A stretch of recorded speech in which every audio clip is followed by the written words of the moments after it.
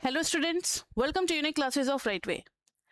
आज बच्चे हम लोग अपने इस क्लास में स्टार्ट करने जा रहे हैं स्टैट्स 1, जिसको इंट्रोडक्टरी स्टैटिस्टिक्स फॉर इकोनॉमिक्स कहते हैं, उसका क्लास थर्ड। ठीक है, चैप्टर 1 का बेसिक्स का।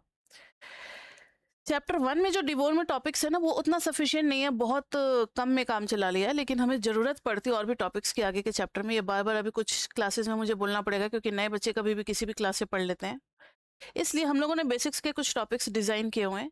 तो वो बेसिक्स की क्लास लग रही है, क्लास थर्ड। लास्ट क्लास में और ये टॉपिक मैंने लिखा हुआ है जो आज कराना है, क्वेश्चंस ओवर पोजीशनड वैल्यूज। तो आप लोगों ने रिवाइज कर लिया होगा बच्चे। एक टेबल मैंने बनाया था, मैंने कहा था कि ये टेबल कैसे बन रहा है, फॉर्मूला ये सबको आना चाहिए। तो इस टेबल में किसी को कोई कंफ्यूजन, फॉर्मूला कैसे बन रहा है, क्लियर है सबको? तभी ठीक है। तो अब जब ये फॉर्मूला क्लियर है, एक बार फॉर्मूला जरा रिवाइज कर ले हम लोग फटाफट। मीडियन होता है पोजीशन वाइज मिडिल वैल्यू, तो मीडियन हो जाएगा n प्लस 1/2th टर्म।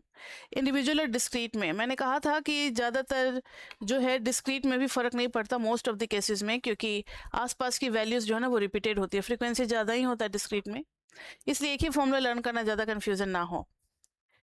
लेकिन कॉन्टिन्यूस में क्लास पहले ढूंढना पड़ता है कि किस क्लास में मीडियन है, उसके बाद से मीडियन की वैल्यू भी हम लोग ढूंढते हैं। तो L plus n/2 minus CF upon F into H। Q1 हो गया। Q1 जो है वो 4 पार्ट्स में डिवाइड करता है, और फर्स्ट Q1 जो है वो 1/4 डेटा है, इसलिए n+1/4। थर्ड क्वार्टाइल इज 3/4, तो 3/4 ऑफ n+1th पोजीशन। इस तरीके से फिर क्लास निकालते हैं सेम, बस n/2 रिप्लेस होता जाएगा, n/4, 3n/4, हर जगह, यहाँ भी यहाँ भी यहाँ भी, देखो ना। फिर डिसाइल की बात आएगी, तो जहाँ जहाँ 2 था वहाँ वहाँ हम लोग क्या देंगे बताओ, 10 रख देंगे, तो n+1/10, और ये n/10th क्लास, और d1 हो जाएगा L plus n/10 minus CF upon F into H। अब आपको याद आ गया होगा। अब जैसे 83 परसेंटाइल की बात हो रही है, तो परसेंटाइल के लिए नीचे में तो 100 लगेगा, लेकिन कौन सा परसेंटाइल, तो 83rd परसेंटाइल, उसके लिए 83rd को मल्टीप्लाई भी करना पड़ेगा 83 को ऊपर में, तब जाकर के ये डेटा मिलेगा हमें पोजीशन पता लगाने के बाद। फिर P83 क्लास अगर निकालना है तो वो कॉन्टिन्यूस में पहले क्लास निकलेगा, फिर वैल्यू आएगी। उसके बाद से मैंने एक कॉन्सेप्ट दिया था, लेकिन फॉर्मूला याद होना चाहिए। तो आज तीनों टाइप के सीरीज में हम लोग स्टार्ट करते हैं। फॉर्मूला भी रिवाइज हो गया। तो पहला लिखना आप लोग, अगर साथ साथ नोट्स बनाते हो, तो इंडिविजुअल।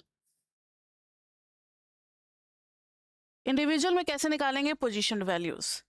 मान लो मैंने अपनी मर्जी से डेटा दे दिया 2, 3, 4, 4, 5, 9, 12, 30, 42। ठीक है, कितने हो गए, 1, 2, 3, 4, 5, 6, 7, 8, 9, और इधर हो गया 45। तो n कितना है बताना, 10 है। n कितना है, 10 है। 10 से बात नहीं बनेगी, कुछ ऐसा लेते हैं ना कि थोड़ा मुश्किल वाला लेते हैं। 10 में तो सब कुछ बढ़िया आता जाएगा, फ्रैक्शन वगैरह सब, 2.5। कुछ एक दो डेटा और ले लेते हैं, एक और ले लेते हैं 11, तो सब कुछ डेसिमल में आएगा तो मजा आएगा करने में। 49 ले लिया, 1, 2, 3, 4, 5, 6, 7, 8, 9, 10, 11। अब देखो n इज इक्वल टू क्या है हमारा, 11 है। अब इसमें आपको निकालना है मीडियन, Q1, Q3, डिसाइल का कोई एक ले लेते हैं लाइक D7, और परसेंटाइल का कोई एक ले लेते हैं लाइक P38। जो D7 निकालेगा वो D की सारी वैल्यूज निकाल सकता है, D1, D2, D3 सब कुछ। जो P38 निकालेगा वो सारे परसेंटाइल में से कोई भी पूछा जाएगा तो वो फाइंड आउट कर सकता है। ये सब हमें निकालना है। अब ध्यान दो जरा क्वेश्चन पे। पहले तो डेटा को असेंडिंग ऑर्डर में लिखना जरूरी होता है। पोजीशन वैल्यूज के लिए पहला रिक्वायरमेंट ये है कि data should always be ascend in the arranged in the ascending order. तो if we arrange the data, तो 2, 3, 4, 4, 5 ये ऑलरेडी अरेंज्ड है, तो ज़्यादा मेहनत करने की ज़रूरत नहीं है, already arranged. And what is the formula for median, since it is an individual series, so the formula for median will be n+1/2th, और odd भी है तो ज़्यादा दिक्कत नहीं है, तो 11 + 1/2th, तो 12/2 यानी कि 6th ऑब्जर्वेशन। अब देखो ना 6th ऑब्जर्वेशन क्या है, 1, 2, 3, 4, 5, 6, 6th ऑब्जर्वेशन 9 आ रहा है। So median is 9। Okay, median तो आसानी से निकल गया क्योंकि ऑड था तो मिडिल वाला आता है।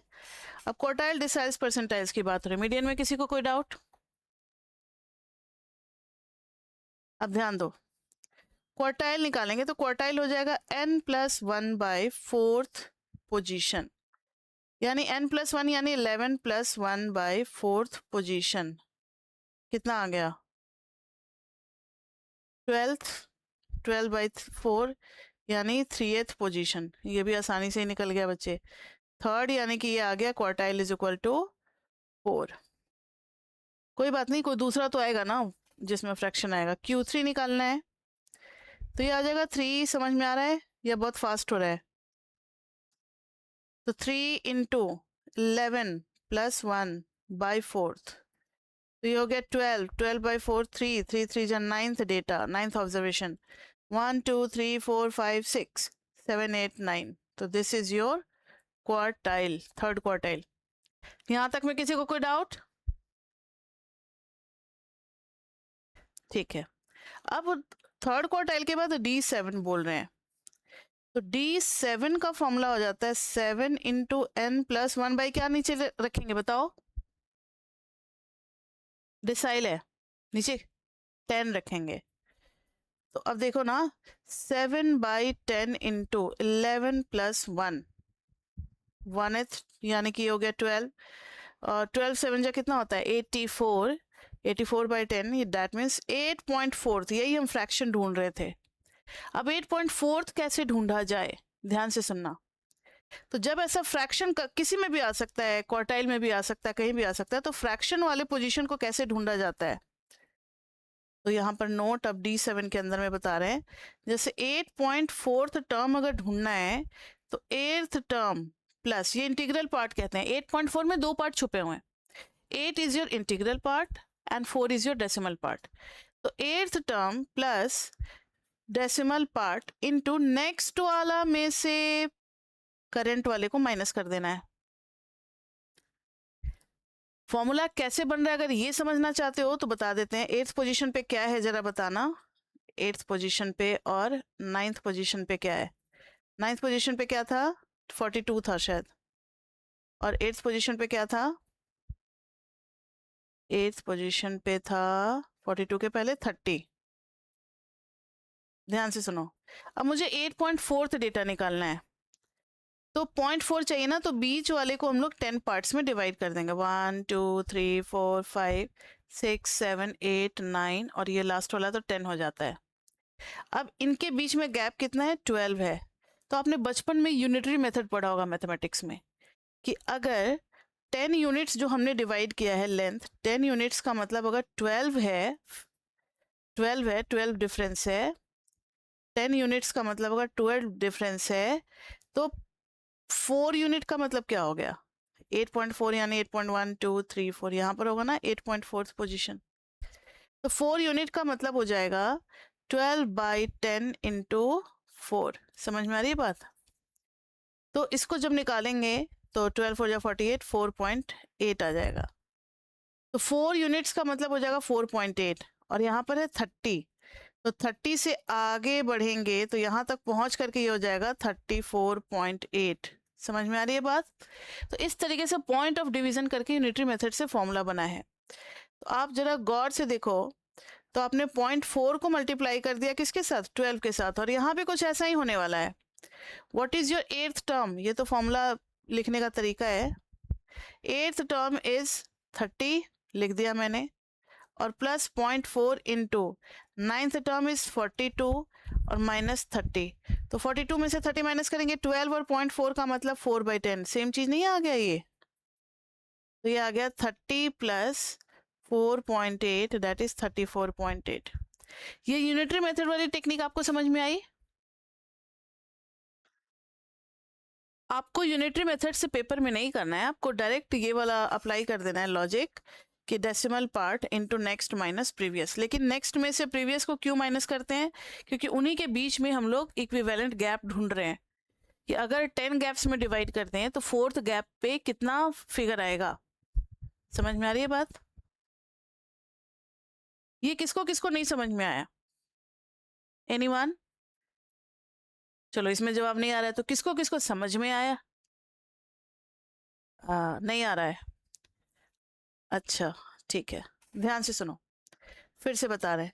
मुझे 8.4th टर्म चाहिए, लेकिन मेरे पास सिर्फ 8th टर्म है और 9th टर्म है। 8.4th टर्म चाहिए। 8th term is what? 30।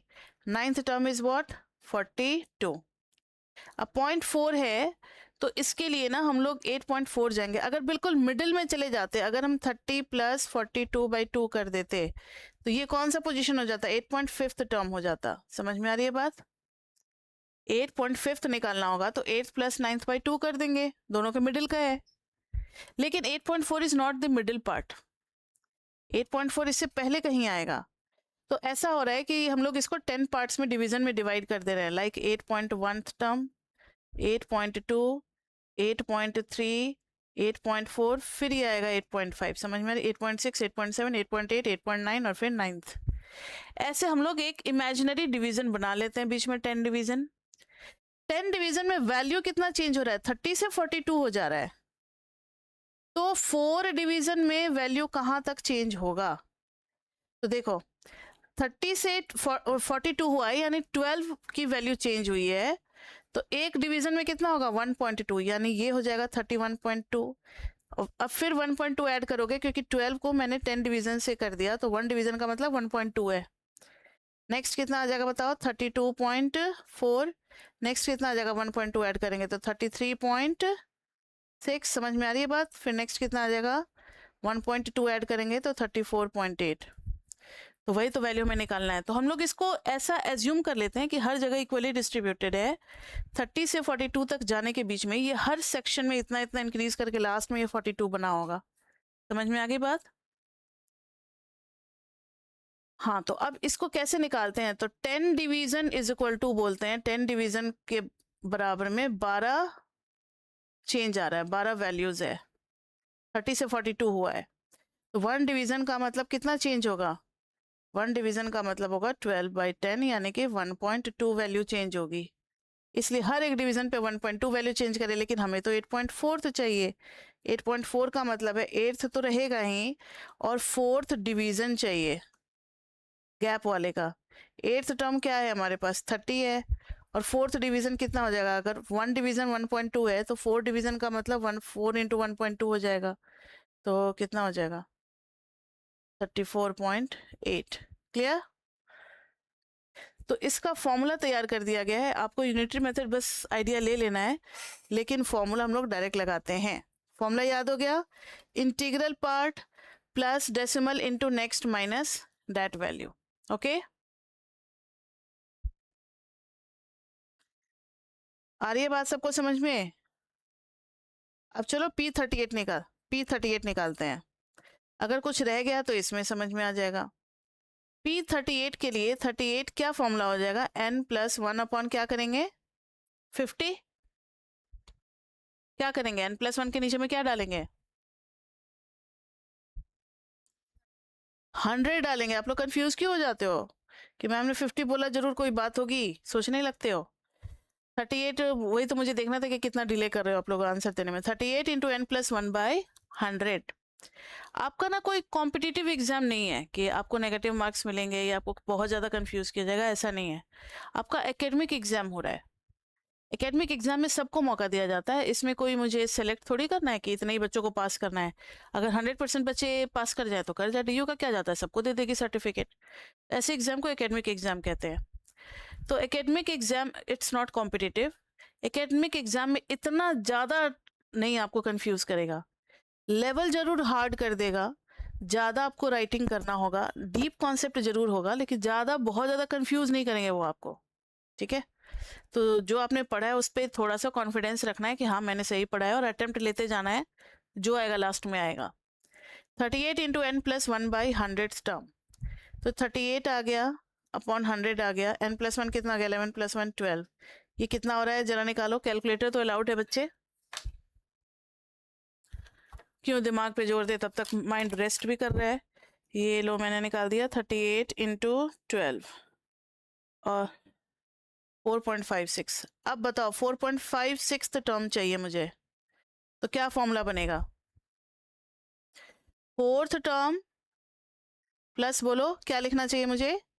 0.56 into, हाँ ठीक है, इंटू में क्या लिखेंगे बताओ, ब्रैकेट, हाँ नेक्स्ट माइनस करेंट टर्म, यानी फिफ्थ माइनस फोर्थ टर्म। तो अब जरा आप लोग देख करके बताएं कि फोर्थ टर्म पे क्या था। मुझे फोर्थ और फिफ्थ टर्म चाहिए, एक बार देख लो।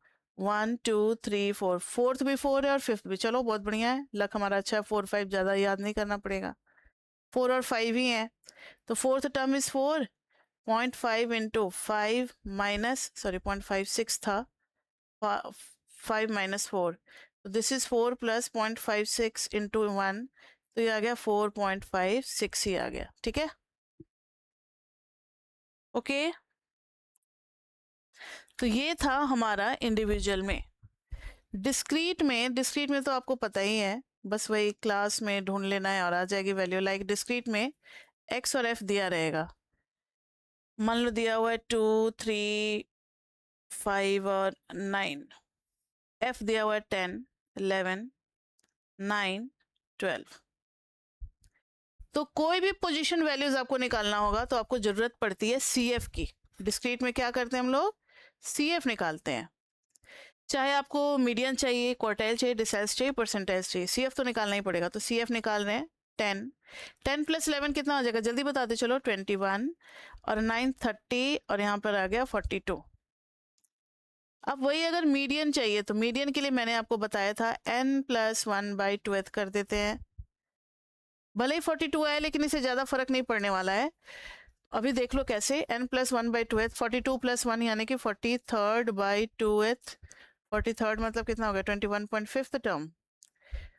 अच्छा, हमेशा ऐसे हम लोग फंस जाते हैं ना, 21.5 टर्म फर्क पड़ने वाला है यहाँ पर, क्योंकि 21 ये है और फिर 22 में दूसरा आ जाएगा, तब रुक जाओ। तो वही वाला अपना लॉजिक लगाएंगे, ये इवन है ना, इवन है, n = 42। तो क्या होता है मीडियन? मीडियन होता है 42/2 प्लस 42/2 प्लस 1th टर्म और अपॉन में 2। 42/2 मतलब कितना हो गया, 21th और प्लस ये 22nd टर्म और बाय 2। बात वही आ गई, फिर से घूम फिर करके वही आ रही थी, 21.5 आ रही थी ना पोजीशन। यहाँ देखो 21th पोजीशन पे क्या है, 3 है। सीएफ का तो देखना आता है ना। 10 के बाद 11 12 13 14 से लेकर के 21 पोजीशन तक हर जगह 3 3 3 है, और 21 के बाद 22 23 24 25 हर पोजीशन पे 5 है। तो आपको मिल तो गया, 21 के पोजीशन पे क्या है, 3 है, और 22nd पे क्या है, 5 है। तो 3 + 5/2 दैट मीन्स 4। तो मीडियन आ गया हमारा 4। क्लियर? Hello, clear? मीडियन कैसे निकाला? तो सीएफ में ढूंढेंगे पोजीशन और उसके सामने जो एक्स की वैल्यू होगी उसको लेंगे। ओके बच्चे? अरे कुछ तो बोलो, हाँ या ना। डिस्क्रीट में ये हो गया। अब मान लो क्वार्टाइल निकालना है Q1, तो Q1 के लिए क्या करेंगे, n+1/4 टर्म। n कितना था, 42 + 1/4, तो कितना हो जाएगा बताना, 43/4, 43 डिवाइडेड बाई 4, तो 1.075 आ गया। नहीं, 10 पॉइंट आएगा, इंटू 10⁻1 भी है, साइंटिफिक कैलकुलेटर में थोड़ा वो प्रिसीजन के साथ देते हैं, तो 10.75।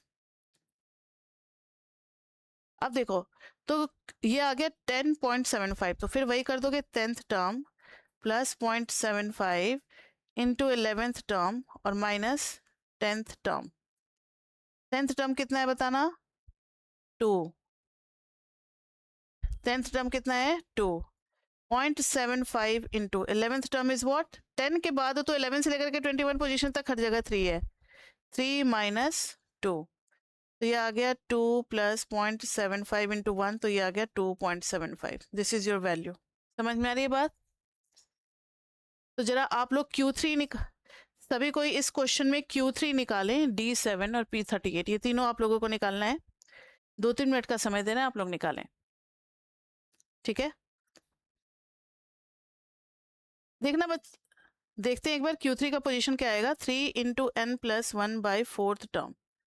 तो 3/4 को मल्टीप्लाई कर देंगे, 42 + 1 यानी 43th टर्म।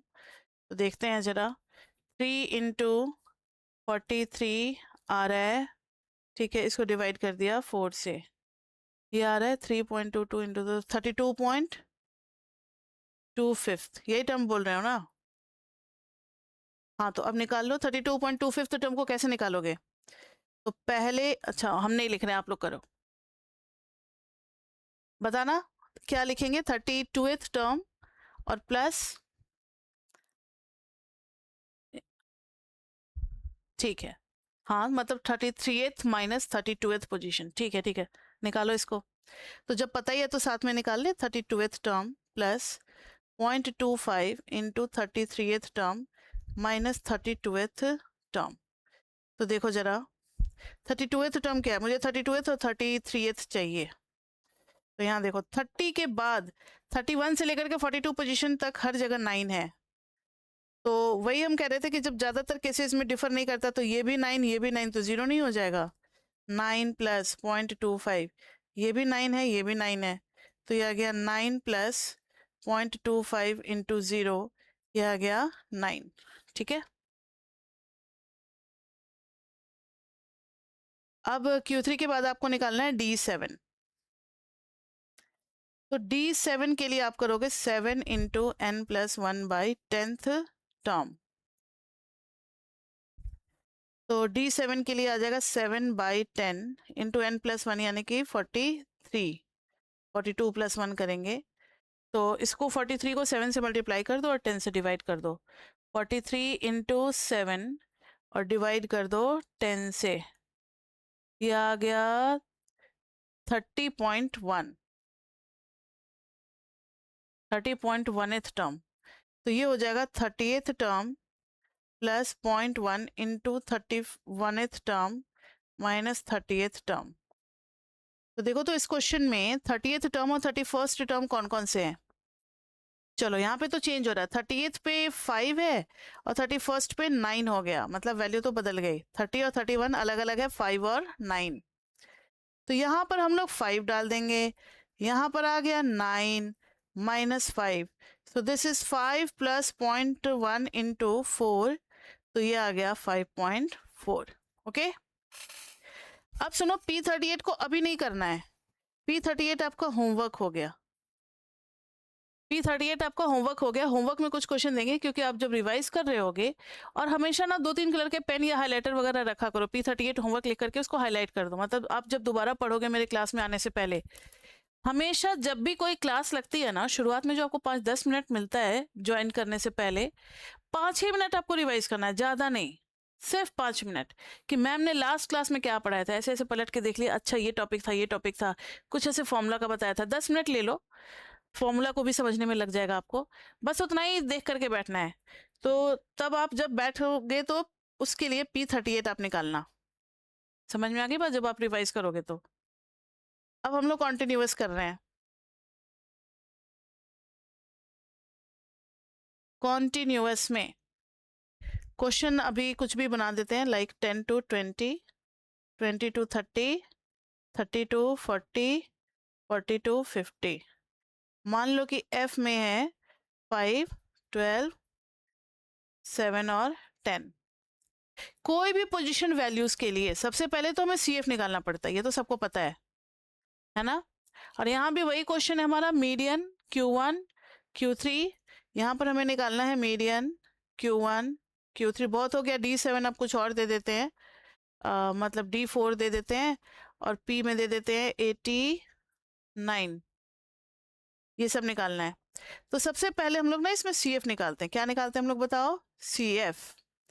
तो CF निकालेंगे तो 5, 12, 5 कितना हो जाएगा? 17, 17 और 7 24 और 10 34। बहुत बढ़िया। अब जब मीडियन निकालना है तो मीडियन के लिए क्या होता है, सबसे पहले बताओ, मीडियन में हम लोग क्या निकालते हैं कॉन्टिन्यूअस में? डायरेक्टली मीडियन का फॉर्मूला लगा देंगे या क्या करेंगे?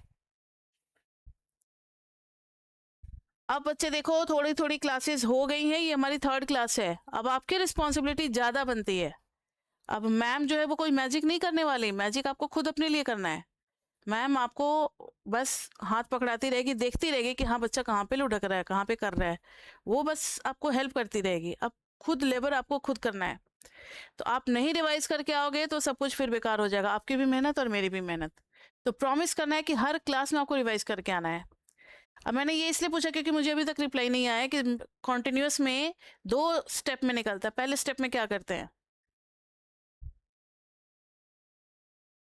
पहले क्लास ढूंढते हैं, बहुत बढ़िया, मीडियन क्लास निकालते हैं। मीडियन क्लास क्या हो जाता है, n/2th। मीडियन के बाद क्वार्टाइल आपको खुद निकालना है। n/2th करेंगे तो n कितना हो गया, 34। 34/2th कितना हो गया, 17th। 17th बोल रहा है तो 17th तो एग्जैक्टली मैच कर गया, this is your median class. अब मीडियन का फॉर्मूला हो जाता है l plus n/2 minus CF upon F into H। L कितना हो गया बताओ, 20। तो सबकी वैल्यू डाल देंगे। L की जगह पे 20, n/2, n/2 कितना है, n/2 तो ऑलरेडी निकाल चुके हैं, 17 माइनस CF हमेशा पहले वाले क्लास का लेते हैं, उस क्लास का तो CF लेते ही नहीं है, तो 17 माइनस 5 अपॉन F में कितना है, 12 इंटू H इज 10। अब एक गलती मत कर देना, वैसे तो एग्जाम में इससे क्वेश्चन नहीं आने वाला, लेकिन मैम हमेशा 10 करती थी तो हम लोग भी 10, जो क्वेश्चन में दिया रहेगा वही करना। तो 20 प्लस 17 माइनस 5 12, ये तो एग्जैक्टली कैंसिल हो गया, 10 ये 30 ही आ गया मीडियन। तो आप लोग बच्चे ना Q1 निकालो। Q1 के लिए सबसे पहले आप Q1 क्लास ढूंढना। Q1 क्लास ढूंढने के बाद फिर आपको क्या करना है कि Q1 का फॉर्मूला लगा करके वैल्यू निकालनी है। अगर आप Q1 निकाल लोगे और सबका आंसर मैच कर जाएगा तो फिर Q3 और जो मैंने D4 और P89 दिया, ये तीनों आपके होमवर्क हो जाएंगे। तो Q1 निकालो, जब तक आप एक सही नहीं निकालते हो आगे का होमवर्क नहीं होगा। Q1 सही आ गया तो आगे का सब कुछ होमवर्क हो जाएगा। निकालो सभी, कोई 2 मिनट का टाइम दे रहे हैं। देखो, अच्छा तो देखो जरा 23.92 आया, देखते हैं। Q1, सबसे पहले हम लोग Q1 क्लास ढूंढेंगे बच्चे। Q1 क्लास के लिए n/4 क्लास ढूंढेंगे। व्हाट इज n वैल्यू, तो लास्ट वैल्यू जो CF की होती है that is your n value. तो 34/4 देखो तो 17 का हाफ कितना हो गया, 8.5th टर्म। अब 8.5th टर्म किस क्लास में लाई करेगा, तो देखो 5 के बाद हर पोजीशन 6 7 8 9 10 से लेकर के 17 वो सारे इसी क्लास की वैल्यूज आ रही है। तो क्लास तो हमें पता चल गया कि Q1 क्लास इज कौन सा, 22 30। अब वैल्यू निकालेंगे तो Q1 का फॉर्मूला क्या बनेगा, L plus n/4 minus CF upon F into H। अब थोड़ा सा स्क्रॉल तो करना ही पड़ेगा। L की वैल्यू कितनी है, 20, n/4 निकाला हुआ है 8.5, CF अभी देखते हैं और F भी देखते हैं और H है 10। तो जरा देखें पीछे जा करके, तो CF की वैल्यू कितनी है, उससे पहले वाले क्लास का लेना है, तो 5 और सेम क्लास का 12, तो 5 और यहाँ पे आ गया 12। कैलकुलेशन करो तो 8.5 माइनस 5 इज 3.5 ना, 3.5 अपॉन 12, 3.5 डिवाइडेड बाई 12 और फिर इंटू 10 और फिर प्लस कर देंगे 20, तो ये आ गया 22.91, 9166। और जो मैंने आपको बताया था कि फर्स्ट क्लास में कि फाइनल आंसर डेसिमल के 2 प्लेसेस तक लिखते हैं, तो ये जो 0.9166 है इसको क्या करके लिखेंगे बताओ, 22.92। तो बिल्कुल सही था आपका आंसर। तो अब अगर क्वार्टाइल निकाल लिया है तो बाकी का आप लिखो होमवर्क कॉन्टिन्यूस में Q3 और मैंने क्या दिया था D4 और P89, ये तीनों आपको निकालना है। तो आज की क्लास में अभी तक आपको 4 होमवर्क मिले हैं, ठीक है। तो अभी हम लोगों ने पढ़ लिया मीन और मीडियन। चलो यहाँ देखो, तो Q3 D4 P89 ये तीनों आपको निकालना होमवर्क। तो हम लोगों ने मीन पढ़ लिया, मीन की प्रॉपर्टीज काफी इंपॉर्टेंट थी। मीडियन पढ़ लिया और मीडियन जैसे ही पोजीशन वैल्यूज में क्वार्टाइल्स पढ़ लिया, क्वार्टाइल्स और डिसाइल्स परसेंटाइल्स, ये आपके लिए बहुत इंपॉर्टेंट टॉपिक है। इसका यूज हम लोग करेंगे चैप्टर 4th में। जब नॉर्मल डिस्ट्रीब्यूशन पढ़ेंगे ना, इंटीग्रेशन वगैरह करेंगे, तो वहाँ पर ये निकालने को आता है इंटीग्रेशन, मतलब कॉन्टिन्यूस डिस्ट्रीब्यूशन में इंटीग्रेशन करना होता है, तो वहाँ इंटीग्रेशन कर करके ये सारी वैल्यूज निकालेंगे हम लोग। तो अब आपको याद रहना चाहिए कि कौन कौन सी पोजीशन किस टाइप से यूज होती है। तो मीन और मीडियन हो गए हमारे। अब लास्ट एवरेज रहता है मोड। तो मोड स्टार्ट करने जा रहे हैं। मोड को हम लोग MO से लिखते हैं। मीडियन के लिए क्या यूज करते हैं? मीडियन तो यूज करते ही हैं, एक्स टिल्डे भी आपके बुक में यूज किया हुआ। तो अगर एक्स और ऊपर में वेव लाइक साइन है तो ये नहीं कि मिसप्रिंट है, ये सैंपल मीन है, वैसा नहीं है, ये मीडियन होता है। मोड के लिए तो MO ही यूज करते हैं हम लोग। अच्छा, मॉडल आपने सुना है? मॉडल जो रैंप वॉक करती हैं, या फिर मॉडल क्वेश्चन पेपर, या फिर मॉडल हाउस। जब आप फ्लैट खरीदने जाते हो, आप लोग भी कभी गए होंगे अपने पेरेंट्स के साथ, तो अगर किसी बिल्डिंग में घुस रहे हो, किसी हाई राइज बिल्डिंग में घुस रहे हो, तो वो आपको कोई भी फ्लैट नहीं दिखलाते हैं, वो एक सैंपल का फ्लैट बनाए रहता है, मॉडल फ्लैट। उसमें बहुत अच्छा इंटीरियर किए रहेंगे, डेकोरेशन किए रहेंगे, आपको वही फ्लैट दिखलाएंगे और बोलेंगे ऐसा ही आपको मिलेगा। तो मॉडल का क्या काम होता है? वो जो मॉडल फ्लैट बना रखा है, वो कस्टमर को अट्रैक्ट करने के लिए बना रखा है, और कस्टमर के दिमाग पे ये इंप्रेशन डालना चाहता है कि ये अगर ऐसा फ्लैट है, तो ऐसे ही अगर यहाँ पे 1200 फ्लैट है अगर इस बिल्डिंग में, तो वो सारे 1200 फ्लैट भी इसी डिजाइन के होंगे, इससे मिलते जुलते होंगे। इवन जो मॉडल रैंप पे वॉक करते हैं, वो भी इसी होप से वॉक करते हैं कि जो डिजाइनर के पास जो क्लोथ्स है, जो शूज है, जो बैग्स है, जो वॉच है, जो भी चीज है, वो काफी ज्यादा मार्केट में क्या होना चाहिए, फ्रीक्वेंसी उसकी सबसे ज्यादा होनी चाहिए, सबसे ज्यादा मार्केट में दिखना चाहिए। तो मॉडल इसी होप से आते हैं। तो वहीं से मोड का भी आप कॉन्सेप्ट को रिलेट कर सकते हो। मोड का मतलब होता है मैक्सिमम रिपीटेड डेटा, याद रहेगा आप, मैक्सिमम रिपीटेड डेटा। क्या मीन है, क्या मीडियन है, उससे मतलब नहीं है, जो सबसे ज्यादा बार दिख रहा है आपको, जिसकी फ्रीक्वेंसी सबसे ज्यादा है, वही हमारा मोड हो जाएगा। तो मोड तो बहुत इजी टॉपिक है। इंडिविजुअल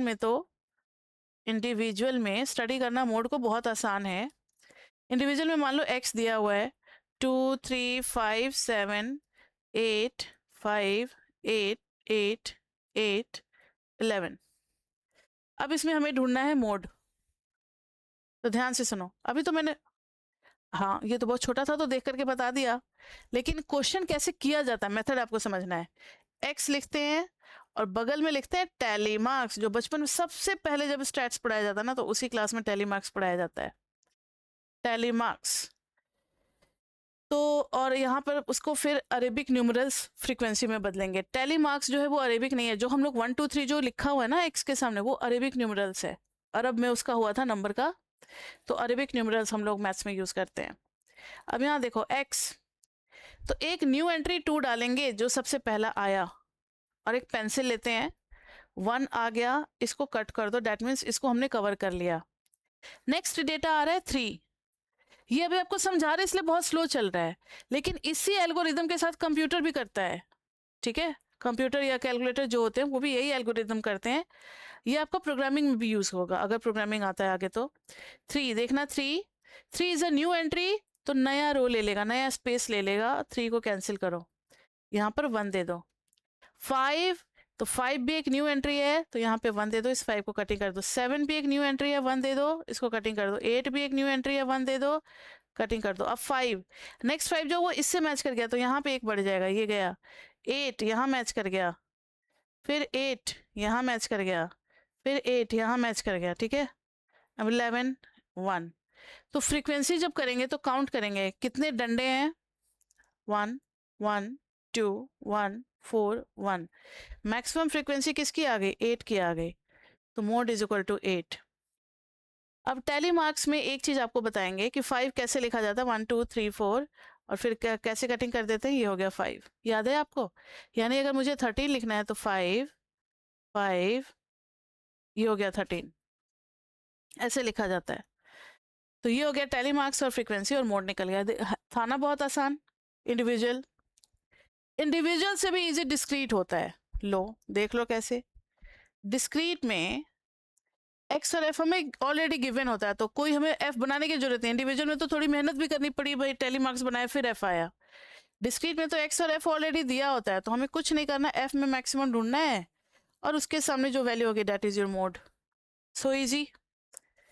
कॉन्टिन्यूस में हमेशा पंगा आ जाता है क्योंकि कॉन्टिन्यूस में डायरेक्ट वैल्यू मिलती नहीं है, पहले क्लास मिलता है और फिर क्लास में से ढूंढ करके वैल्यू हमें निकालनी पड़ती है।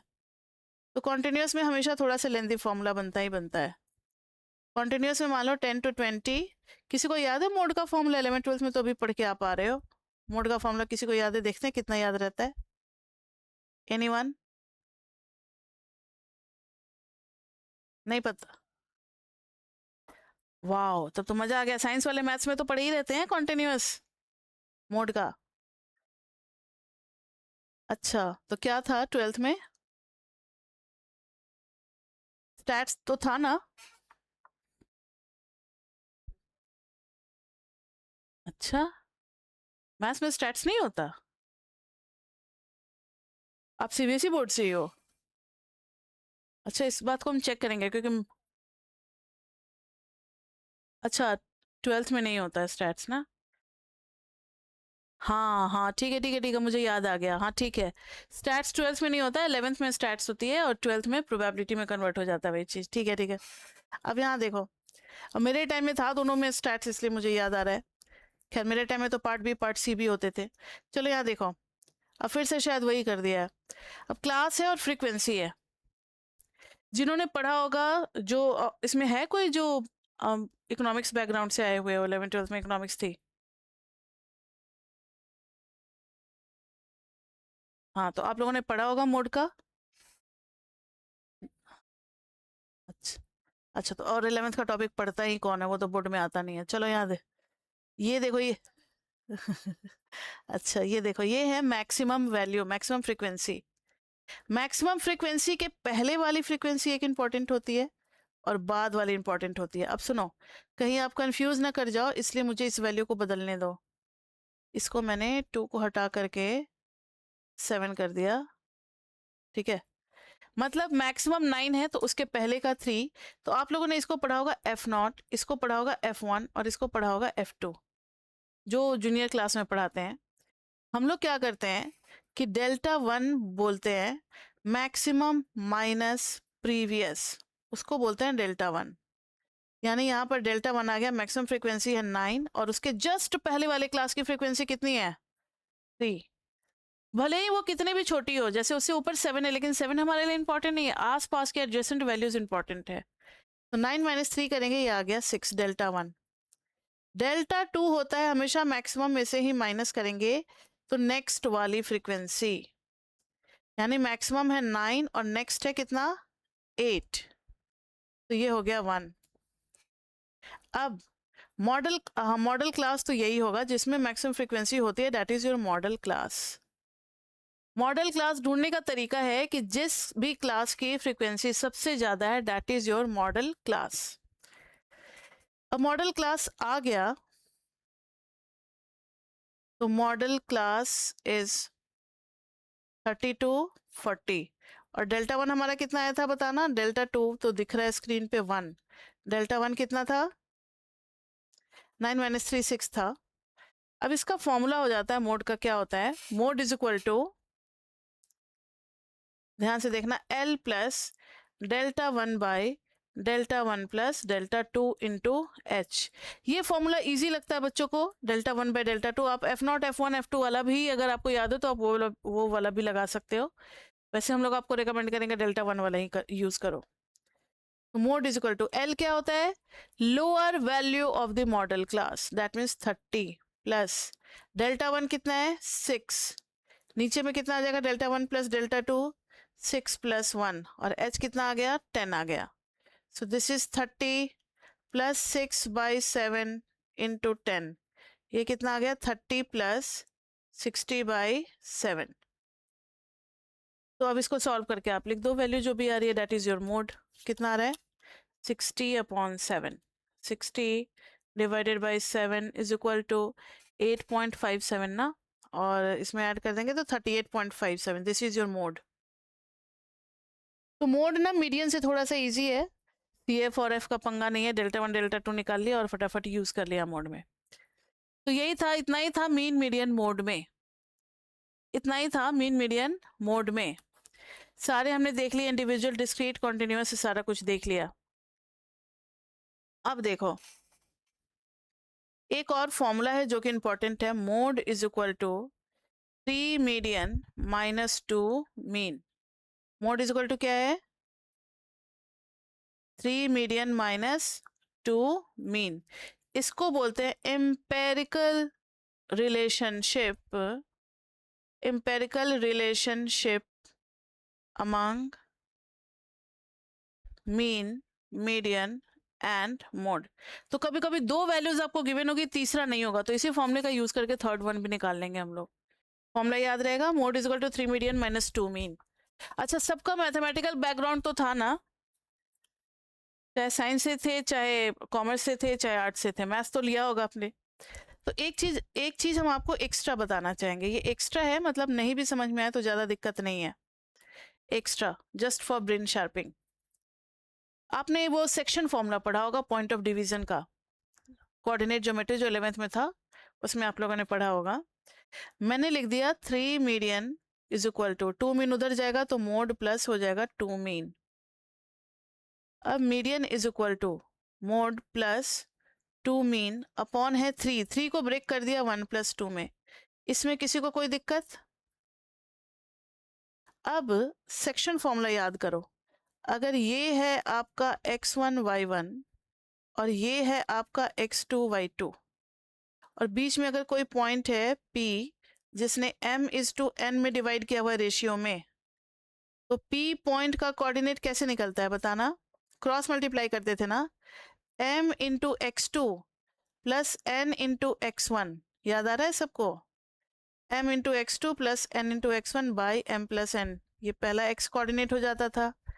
y के लिए क्या करते थे? m इंटू, बताओ, m इंटू y2 और n into y1, m into y1 plus n into y1 by m plus n। किसको किसको ये वाला अभी याद आ गया? मेरे याद कराने पे, रिकॉल कराने पे आ गया याद? तो इससे आप जरा इसको कोरिलेट करो। तो मान लो अगर इधर मोड है, ध्यान से सुनना, और इधर में मीन है, तो मीन के साथ ना कोफिशिएंट 2 लगा हुआ है। मीन के साथ कोफिशिएंट क्या लगा हुआ है? सिलेक्ट ही नहीं हो रहा है पेन, हाँ, मीन के साथ लगा हुआ है 2, यानी 1 2। अगर हम ऐसे पॉइंट ऑफ डिवीजन करें तो ये सेक्शन हो जाएगा 2 लेंथ और ये हो जाएगा 1 रेशियो वाइज। तो मीन के साथ हम 2 मल्टीप्लाई करेंगे, मोड के साथ 1 मल्टीप्लाई करेंगे, ध्यान से सुनना, और मीन के साथ 2 और मोड के साथ 1, और नीचे में अगर 2 प्लस 1 करेंगे तो यही नहीं मिल जाएगा, यानी मीडियन का पोजीशन हो गया ये। यानी किसी भी डेटा में ये मैथमेटिकल प्रॉपर्टी होती है कि अगर आपने मीन और मोड निकाला है तो मीडियन कहाँ होगा? मीन के क्लोजर होगा, और मीडियन डिवाइड कर रहा होगा 1:2 के रेशियो में। क्लियर? अब इसी को ग्राफ में जब देखेंगे, यहीं से स्क्यूनेस का ओरिजिन हुआ था, स्क्यूनेस टॉपिक यहीं से पढ़ना शुरू किए थे हम लोग, जो कि थर्ड टॉपिक होगा, कि अगर आपका मान लो ये ऐसे ग्राफ दिया हुआ है, सपोज करो, तो मैक्सिमम इधर x होता है और इधर f है फ्रीक्वेंसी, तो मैक्सिमम फ्रीक्वेंसी के सामने तो मोड होगा, ये तो फिक्स है। मीन कहीं ना कहीं एवरेज होगा, अगर पूरा डेटा स्प्रेड है तो कहीं भी एक जगह मीन डाल दो। तो मीडियन किसके पास होगा? इसके बीच के गैप को हम 2 पार्ट में डिवाइड करेंगे और मीडियन का पोजीशन ये हो जाएगा। समझ में आ गई बात? तो इस तरीके से हम लोग डिसाइड करते हैं कि मोड और मीन के बीच में मीडियन कहाँ होगा, और यहीं से स्क्यूनेस टॉपिक बनेगा। स्क्यूनेस टॉपिक जब हम लोग पढ़ेंगे तो यहीं से फिर से उठाएंगे, देखना यही ग्राफ बनाएंगे स्क्यूनेस में, पहले ऐसे बनाएंगे, फिर लेफ्ट वाला बनाएंगे, फिर सिमेट्रिकल बनाएंगे। इसमें पॉजिटिव स्क्यूनेस बोलते हैं, इसमें नेगेटिव स्क्यूनेस बोलते हैं, और इसमें कोई स्क्यूनेस होता ही नहीं है, नो स्क्यूनेस। तो अभी ज़्यादा स्क्यूनेस पे नहीं भटकते हम लोग, जब उसकी बारी आएगी तो उसको भी पढ़ ही लेंगे। पॉजिटिव है ये, ज़्यादा पॉजिटिव हो गया, आप इसको पॉजिटिव कर लेना। तो जब स्क्यूनेस टॉपिक आएगा तब ये हम लोग पढ़ेंगे। तो हमारा एवरेज जो है, average mean median mode complete हो गया। ट्रिम्ड मीन हम लोग पढ़ाएंगे जब डिवोर बुक पे चलेंगे ना, प्रॉपरली जब डिवोर को फॉलो करेंगे तब ट्रिम्ड मीन उसमें आ जाएगा। तो ट्रिम्ड मीन यहाँ पे नहीं पढ़ा रहे हम लोग, उसमें पढ़ाएंगे। ये तो बेसिक्स है, मतलब जब आप फर्स्ट टाइम पढ़े तो बेसिक्स को बहुत ध्यान से पढ़ रहे हो, लेकिन जब आप सेकंड टाइम पढ़ोगे तो बेसिक्स आप नहीं पढ़ोगे, मुझे पता है। इसलिए जो बहुत ज़्यादा इंपॉर्टेंट टॉपिक है उसको बेसिक्स में हम लोग कवर करते ही नहीं है, वो फिर आपका चैप्टर 1 में कराएंगे। तो आज हमारी क्लास थी class third, next class will be class fourth. अब हमारा इसमें बेसिक्स में सेकंड टॉपिक स्टार्ट हो जाएगा, that is measures of dispersion. Measures of dispersion, जिसमें range, quartile deviation, mean deviation, standard deviation, CV और इतना सब कुछ कर लेंगे। ये 2 क्लास में हो जाता है, ये ज़्यादा इसमें टाइम नहीं लगता, 2 क्लास में हम लोग करा देते हैं। आइडिया होना चाहिए, फॉर्मूला सब आपको पता होना चाहिए, और फिर स्क्यूनेस 1 क्लास, तो हार्डली 3 क्लास और लगेगा, कहीं नहीं गया 4 क्लास मैक्सिमम लग जाएगा, बेसिक्स हमारा कंप्लीट हो जाएगा, उसका से डिवोर पे चलेंगे हम लोग। क्लियर बच्चे? तो अभी तक के लिए इतना ही। अगर किसी को कोई डाउट है या कुछ भी मेरे साथ पूछना या शेयर करना चाहते हैं तो वो लोग मीटिंग में वेट करेंगे, अदरवाइज हमारी क्लास आज यहीं पे ख़त्म होती है। तो मिलते हैं फिर नेक्स्ट क्लास में। Till then bye bye bye bye.